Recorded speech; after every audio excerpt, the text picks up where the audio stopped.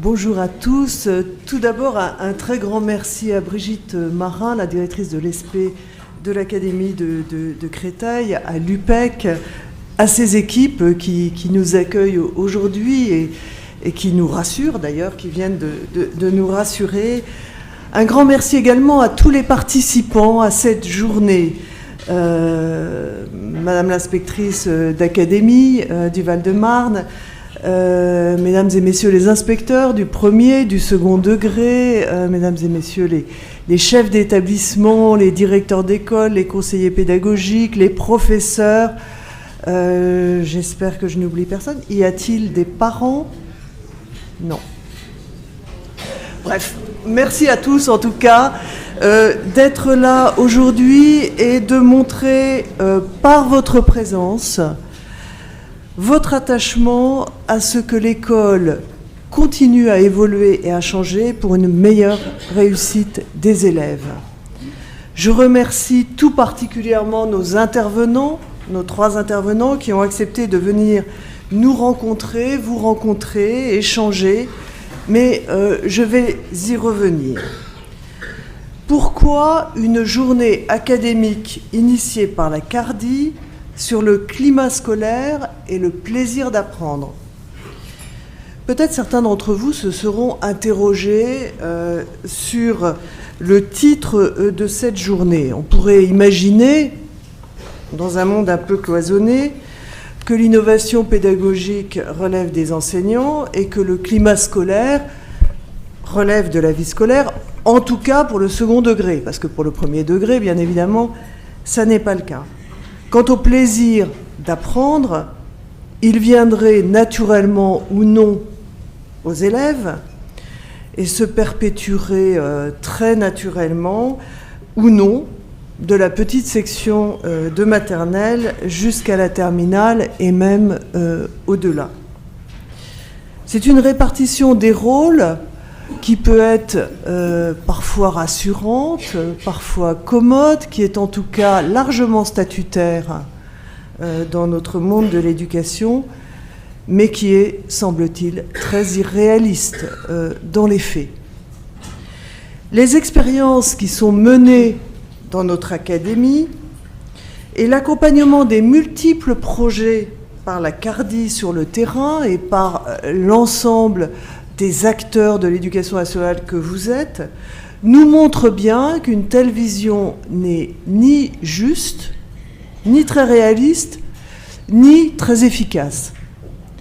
Dans la réalité, lorsqu'une équipe mène à bien un projet innovant dans une école ou un établissement, ce sont très vite tous les aspects de la vie de l'élève et des adultes qui sont impactés.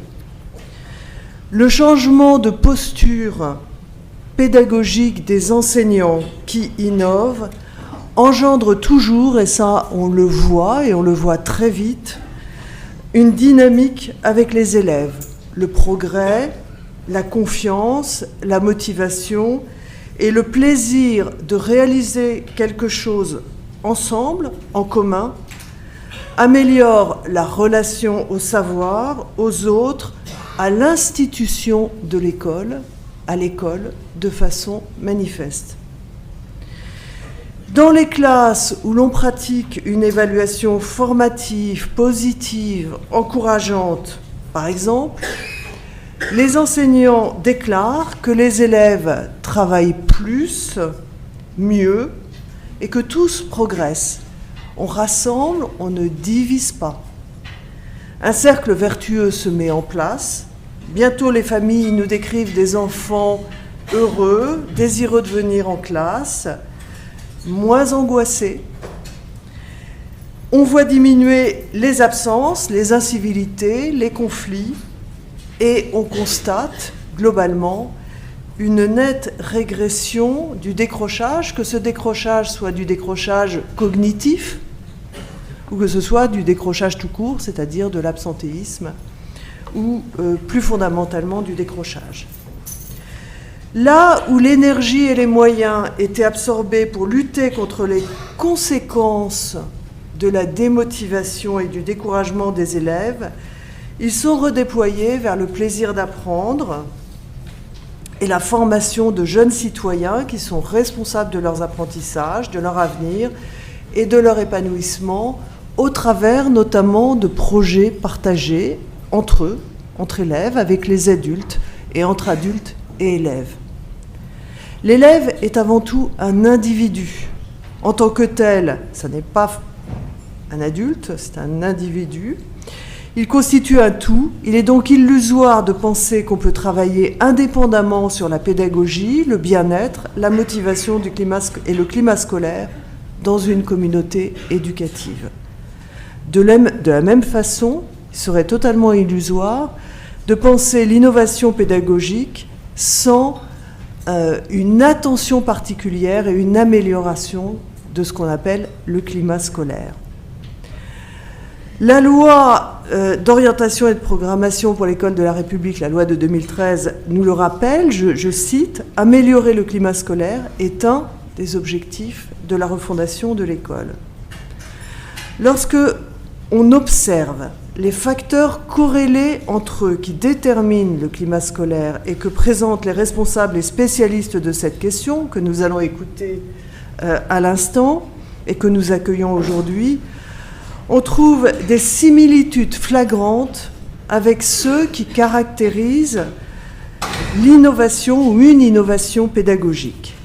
Premièrement, la dynamique et les stratégies d'équipe, la bonne entente des adultes dans un établissement, dans une école, les stratégies pédagogiques en faveur de l'engagement et de la motivation des élèves, un cadre et des règles explicites et explicitées de vie ensemble, la prévention des violences et du harcèlement. Il est vrai que dès qu'on vit dans la crainte ou dans l'angoisse ou dans la peur, qu'on soit élève ou qu'on soit adulte,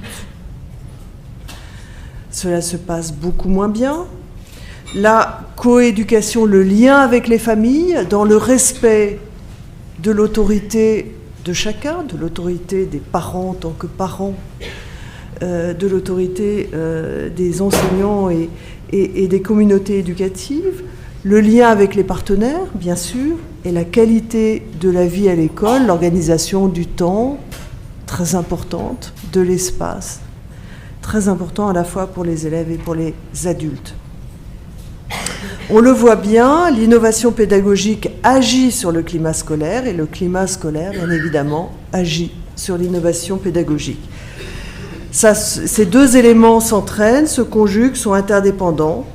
Ils relèvent tous d'une analyse que nous devons mener sur le contexte d'apprentissage et de vie et sur la construction du bien vivre ensemble, du bien-être, du plaisir d'apprendre pour les élèves comme pour les adultes.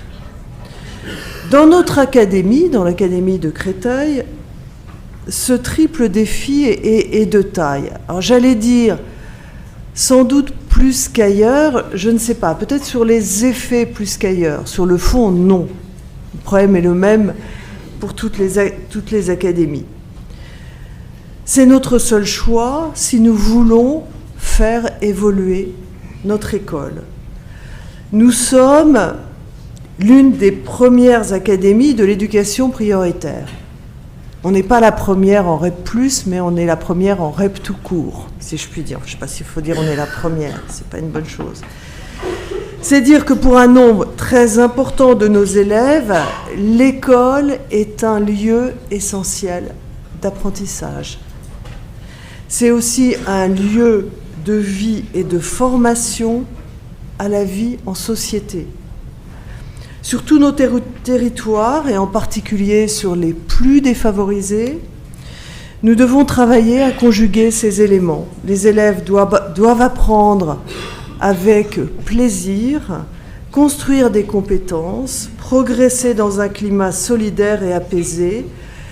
Il en va de la construction de l'équité scolaire. Et quel que soit notre domaine ou notre position, nous devrons absolument toujours être attentifs à ne jamais diviser, mais à nous rassembler les élèves, à rassembler les adultes.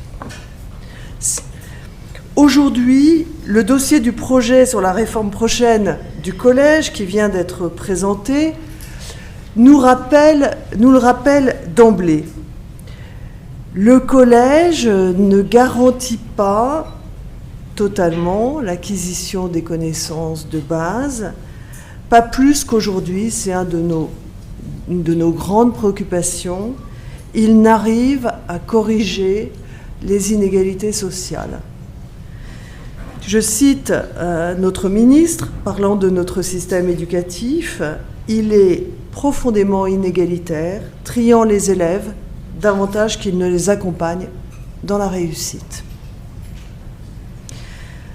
C'est toujours compliqué parce que quand on est acteur d'une école, d'un établissement et qu'on s'attaque justement à ça et qu'on essaye de faire le contraire, forcément, on est toujours interpellé par des discours sur notre système scolaire, parce que ça ne correspond pas forcément à notre vie quotidienne de tous les jours et à la représentation qu'on a de notre action tous les jours. Donc il faut bien distinguer les propos qui touchent au système en général et l'appréciation qu'on peut en faire globalement et tous les efforts que nous faisons tous les jours pour que justement ça ne soit pas comme ça. L'enjeu de la refondation globale de l'école à laquelle tout le monde apporte sa pierre est bien celui-là. Il tient dans le double souci, c'est ce que dit notre ministre, de rétablir la performance du système éducatif en assurant la réussite du plus grand nombre, en luttant contre le déterminisme social, en rendant à l'école sa mission de transmettre et de faire partager les valeurs de la République. Nous avons sans doute le moyen de faire évoluer les trajectoires de nos élèves, de les faire évoluer très positivement. Cette refondation passera nécessairement par l'innovation pédagogique et l'amélioration du climat scolaire. Selon une enquête de la FEV, mais aussi une enquête tout à fait récente de la Sofres sur la réforme du collège, un nombre important, un quart des élèves, s'ennuieraient souvent, voire tout le temps. Ce chiffre, malheureusement, continue à grimper dans le secondaire. Alors, ce chiffre montré à 70% dans le secondaire, ça ne peut que nous interpeller. Est-ce que les adultes s'ennuient? C'est aussi une question, d'ailleurs. Les élèves, mais il y a aussi les adultes. De fait, seuls 15% des élèves participent, c'est-à-dire sont vraiment acteurs, d'après cette enquête. Faut relativiser ces enquêtes, mais elles sont quand même intéressantes par l'effet miroir et les questions qu'elles peuvent nous poser. Seuls 15% des élèves auraient le sentiment de participer, ce sont des sentiments tout ça bien sûr, participer régulièrement au collège. C'est un constat, c'est le constat d'un sentiment qui doit nous préoccuper, sur lequel on doit travailler. Alors bien sûr, c'est ce que propose la réforme des collèges, avec une réforme, bien sûr, de l'apprentissage des langues, une langue vivante 2 en 5e, le développement des compétences numériques, une aide personnalisée pour la 6e, mais pour tout le monde, et surtout, 20% du temps consacré à de nouvelles modalités d'enseignement qu'on va appeler, parce qu'on aime les acronymes dans l'éducation nationale, donc il a fallu en avoir un tout de suite, des EPI, des enseignements pratiques interdisciplinaires permettant de bâtir des projets et de contextualiser les apprentissages. Expression orale, créativité, participation, esprit critique, ouverture culturelle, autant d'éléments qui devraient permettre aux enseignants et aux élèves de faire évoluer leur posture. Cette approche concrète des savoirs est une des clés de voûte de la réforme. Elle décloisonne les apprentissages, implique davantage les élèves, donne du sens au travail, rend des marges de manœuvre pédagogiques aux équipes enseignantes, permet un travail en concertation des équipes, renforce une communauté éducative, modifie le climat scolaire et en instaurant une relation nouvelle, pédagogique et éducative entre les enseignants et les élèves. Nous sommes dans une semaine particulière, cette semaine-là,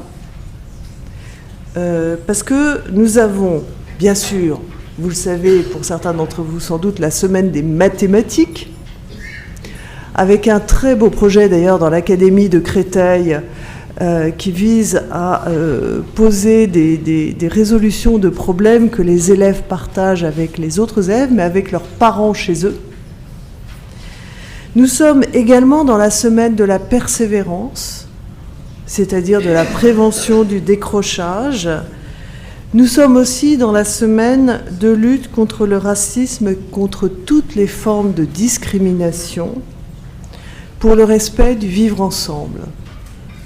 Vivre ensemble, apprendre ensemble, grandir ensemble, telles sont les conditions pour que nos élèves puissent s'épanouir et construire une posture citoyenne.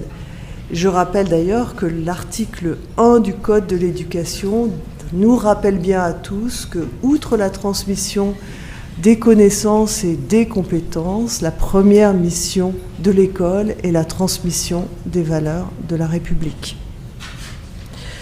Vous l'aurez compris, le climat scolaire et le plaisir d'apprendre dépendent bien sûr l'un de l'autre, et l'innovation pédagogique est leur terrain de rencontre. Puisque je parle de rencontre, il est temps maintenant de présenter les acteurs de notre journée d'aujourd'hui. Sigolène Couchot-Chiex, Éric de Barbieux et Philippe Mérieux. Je souhaite tout d'abord excuser l'absence de Benjamin Moignard, maître de conférence à l'Université Paris-Est et directeur de l'Observatoire universitaire international éducation et prévention, qui travaille en lien très étroit avec la CARDI et qui devait être avec nous aujourd'hui. Sa présence n'est malheureusement pas possible, mais je le remercie très sincèrement pour la qualité des relations qu'il entretient avec l'Académie de Créteil et avec nos équipes. Sigolène Couchot-Chiex, qui est maître de conférence à l'Université Paris-Est Créteil, est responsable des étudiants de Master MEF, membre de l'OUIPEP, de cet observatoire. Son terrain de recherche est celui de l'éducation physique et sportive, et son travail l'a notamment conduite à identifier les processus à l'œuvre dans la fabrication des inégalités sexuées liées au genre ou à l'orientation sexuelle. Elle a étudié entre autres l'influence du genre dans l'enseignement d'EPS et analysé les pratiques professionnelles et la construction de la mixité sexuée par les enseignants stagiaires. Habituée de nos rencontres académiques, elle est intervenue en janvier 2014 dans le cadre des Mercredis de Créteil. Spécialiste des stéréotypes à l'école, elle participera à nos débats. Un grand merci d'être parmi nous aujourd'hui. Alors, je ne sais pas s'il faut présenter Éric de Barbieux. Éric de Barbieux a été éducateur, instituteur spécialisé avant d'obtenir un doctorat de philosophie et de se spécialiser en sociologie et de s'intéresser à la problématique de la violence à l'école. Maître de conférences, puis professeur à l'Université de Bordeaux II, il a l'idée de fonder à la fin des années 1990 un observatoire européen puis international de la violence à l'école. À ce titre, il a supervisé 4 conférences mondiales sur ce sujet depuis 2001, à Paris, au Québec, à Bordeaux et à Lisbonne.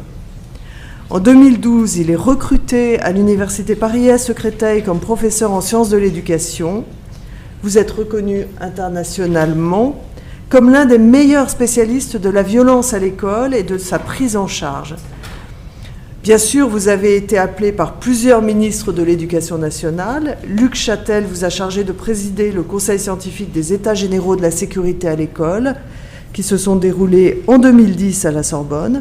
Vincent Payon, en 2012, vous a appelé à ses côtés pour être délégué ministériel chargé de la prévention et de la lutte contre les violences en milieu scolaire, mission qui est encore la vôtre aujourd'hui.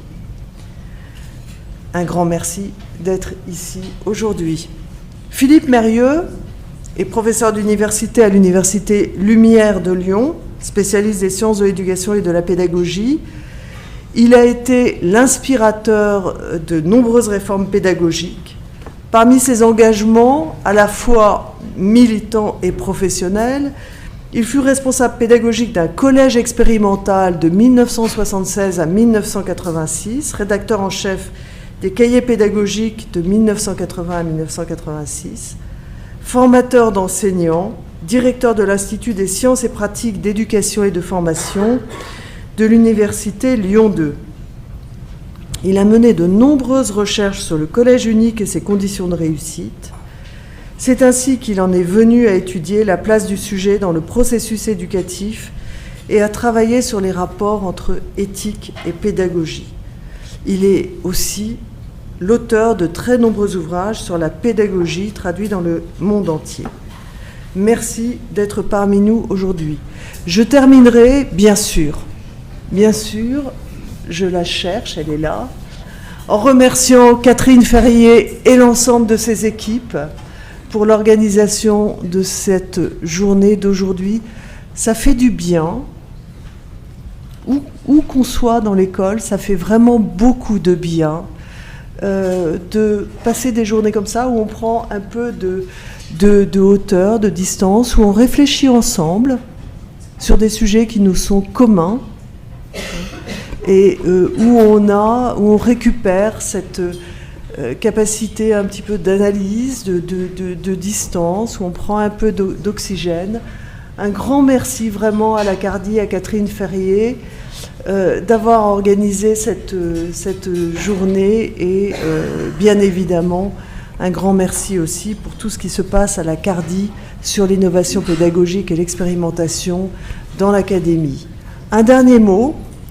Je vais bien sûr rester aussi longtemps que possible avec vous, néanmoins je serai probablement obligée de vous quitter aux alentours de 10h30, 11h. Je le regrette, parce que j'aurais souhaité continuer à être parmi vous, à faire comme vous, c'est-à-dire à prendre un peu à partager avec vous ce moment d'échange et de réflexion. Je m'éclipserai très doucement, et je le regrette. En tout cas, un très grand merci à vous tous, et j'ai oublié de citer les stagiaires, les professeurs stagiaires. C'est très important de participer à cet échange pour nos professeurs stagiaires premier et second degré de l'académie. Un grand merci à vous tous d'être ici aujourd'hui.